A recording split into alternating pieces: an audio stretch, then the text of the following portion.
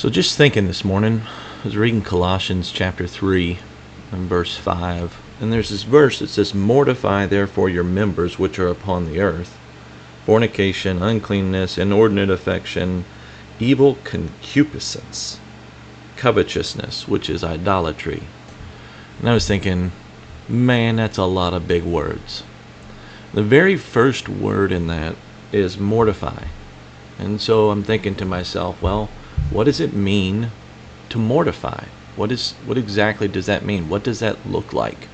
And so I thought, well, we need to know what the word mortify means. It means to make dead or to put an end to. And it's not something that happens one time.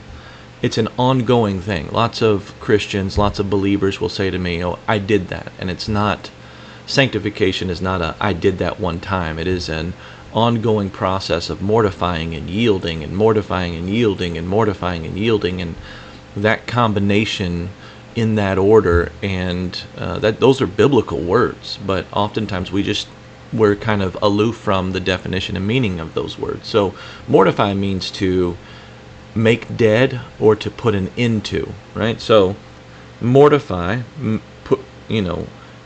make it dead or put an end to in your members, my hands, my feet, my eyes, my ears, my mouth, in your members which are upon the earth. And then he gives us a list: fornication, right? That's a sexual immoral act, right? Uncleanness, impurity in thought or imagination.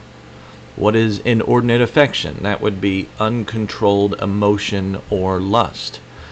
Evil concupiscence. I'm sure if you're watching this right now, you know exactly what that means, and I'm not telling you anything you don't know. But that is an inward craving for what God forbids.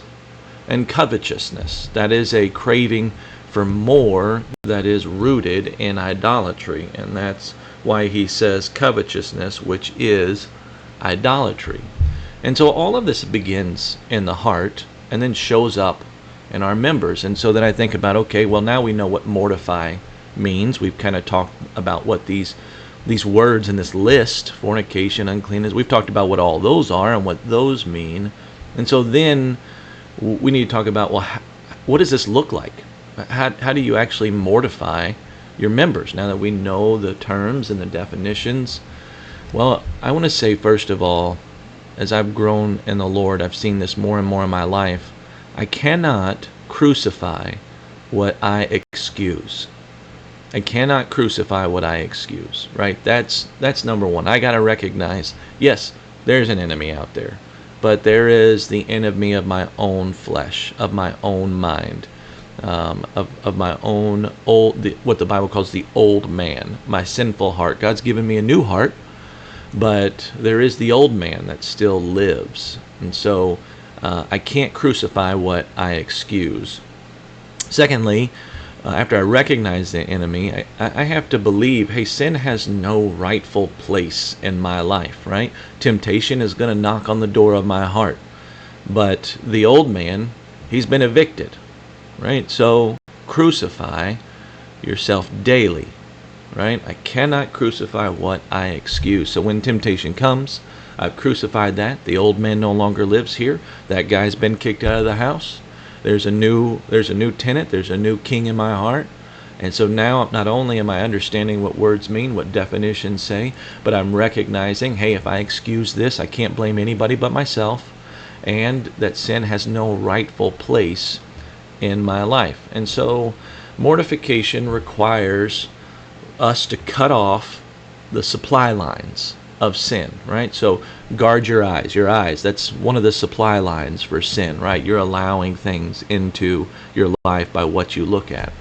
The thoughts in our mind, that's a supply line, right? So starve sin by denying it the fuel it feeds on, right? Ungodly entertainment, unchecked emotions, unguarded company with friends you shouldn't be around, idle time, right? Replace the bad thing with a good thing. Ultimately, the good thing is God, but Hey, lust should be replaced with love. Hey, God is love. Covetousness should be replaced with contentment. Hey, contentment leads us to godliness. Anger should be replaced with affection, and bitterness should be replaced with goodness, right? Well, why? We've talked about what. We've talked about what does it look like. We've defined terms and words, but now I want to tell you that there's a very serious side to God, right? It's not just some big fun-loving party. There's a serious side, and it is so serious. Sin is so serious that God sent His Son to die for it. And the Bible says that He didn't just die for your sin, but He who knew no sin became sin for us. He died as our sin. It's gone. The blood's been applied. The sin is gone. And I tell you what I don't want. By Jesus' death, I've avoided the wrath of God. It's passed over me. I'm not interested in living in sin and bringing judgment on my life after He has removed it from me. And so what I want is I want to mortify. I want to put to death. I want to make an end of, so that God can be glorified in this body and it can be presented a living sacrifice. Just thinking, what does mortification look like?